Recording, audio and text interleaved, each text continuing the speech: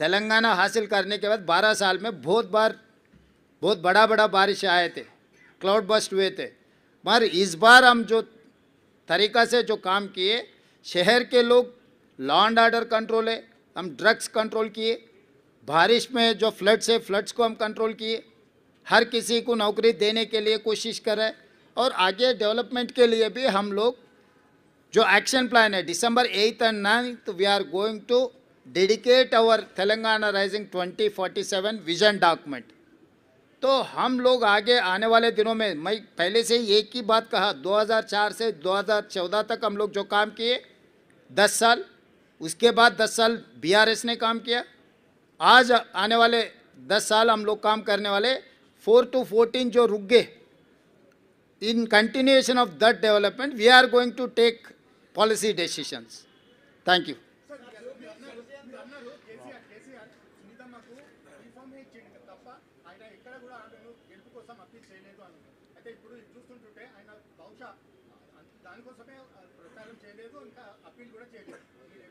అంటే నేనేమన్నాను, ముందు నుంచి పాపం కేసీఆర్ గారిని తప్పించి ఆ కుర్చీని గుంజుకోవాలని హరీష్ కేటీఆర్ పోటీ పడుతున్నారు.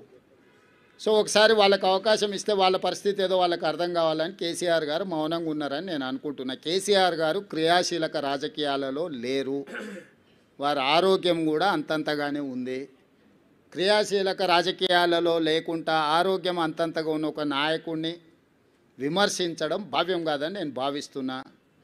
కేసీఆర్ గారు క్రియాశీలక రాజకీయాలకు వచ్చినప్పుడు తప్పకుండా వారి పట్ల నేను స్పందిస్తాను. నా సూచన ఒక్కటే మీకు, ఇక డెవలప్మెంట్ మీద ఫోకస్ పెడదాము.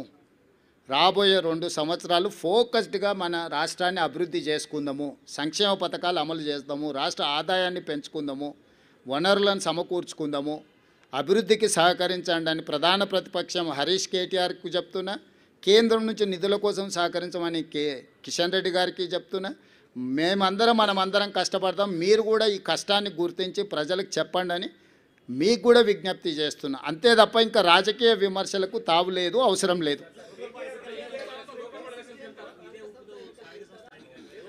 రేపు 17th క్యాబినెట్లో అవన్నీ డిస్కషన్ జరుగుతాయి. 17 తారీఖు రోజు క్యాబినెట్ సమావేశం ఉన్నది. క్యాబినెట్ సమావేశంలో మంత్రులందరూ సూచనలు తీసుకున్న తర్వాత స్థానిక సంస్థల ఎన్నికలకు సంబంధించి ఉన్న పరిణామాలు, న్యాయస్థానాల్లో ఉన్న అంశాలను వీటన్నిటిని పరిగణలోకి తీసుకున్న